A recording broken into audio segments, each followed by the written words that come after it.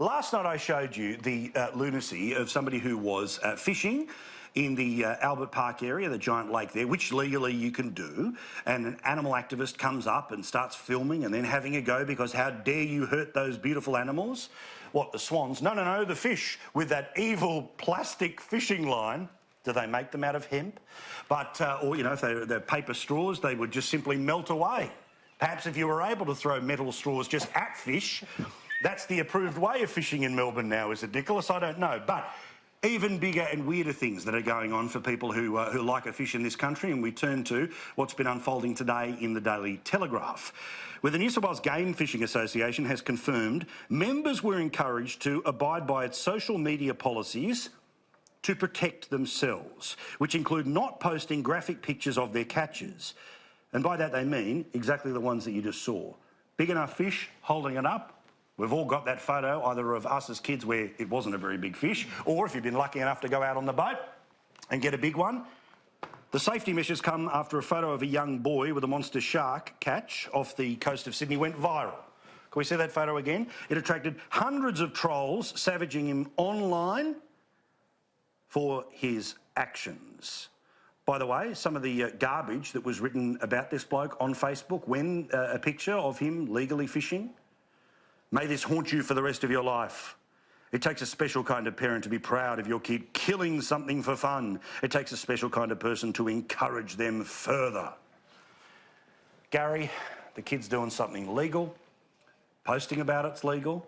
But even when the people who are those who fight for the rights of fishermen and women say don't post pictures, we're in a weird spot. Well, and the next thing is the mud crab, because they found a bird stuck in a mud crab cage off the coast of Queensland today. So look, Paul, I fish and I vote is a very succinct little sticker that has some impact. Powerful. If you want to look at it politically, right up and down the East Coast, right up and down the West Coast, right around this island nation of ours, there are a hell of a lot of people who fish for recreational reasons. We've gone out of our way to preserve fishing grounds. They've got big national parks. I mean, I think it was the Fraser government that did the protection of the Great Barrier Reef. We've got big areas off in the Pacific so that we can patrol them, with the French working with the Australian to patrol these areas, all about preserving the fish stock, including the sharks. So, you know, I fish, I vote. All I'm saying is anybody who's actually going to take on the fish community, the fishing fraternity, are going to fall, well, flatter than a flathead, mate. Yeah, I agree. Can we show the footage from last night too, where again I just want to show somebody doing something completely legal, completely okay. Well, they can't call in the rangers because there's no fine to be delivered. Instead, they grab their mobile phone and they start waving their finger. Have you read the sign? What sign's that? Sign down there, it says it's an offence to disturb wildlife. We're not disturbing wildlife. Fishing, you're trying to kill fish. Are you serious? Yeah, I'm serious. The sign's down there.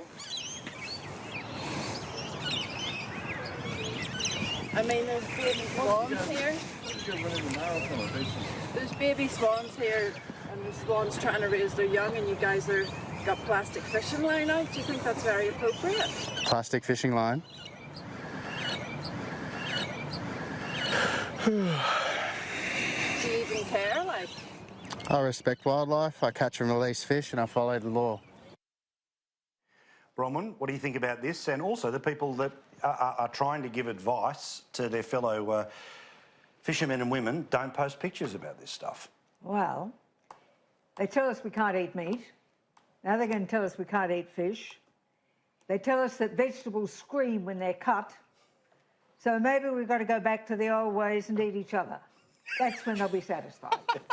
And Nicholas, if you defend the rights of people to give people who fish a hard time, I don't know what you're doing to us. Nicholas, let's deal with it in two parts. Firstly, what did you think of that exchange that happened around Melbourne? Was that exchange, that last exchange here in Melbourne, Park, was it? Yeah, that happened at Albert Park, Oh, where you right, can fish. okay. Look, guys, Bronwyn's going to be disappointed, I think. I'm on a unity ticket with you on this one. I mean, fishing is a great pastime, okay? Jesus was a fisherman. Exactly. Exactly right. You know, most of the fishermen I know, including myself, are very respectful of the environment because we want lots of fish out there so we can catch them. And if you're a respectful fisherman, you catch them, you measure them, you tag them, you throw them back. Like that's, you know, and if they're of the right size and you can eat them, you can take them home and eat them. I mean, this is you're allowed to. This is called, you know, Nicholas, thousands, tens of thousands of years of human civilization. You're okay with the eating of fish? Providing Yes, they agree. I'm okay with the eating of fish. As long as consent is As given. long as consent is given. I mean, you've got to hear the word yes uttered by the flathead. Clear consent is given.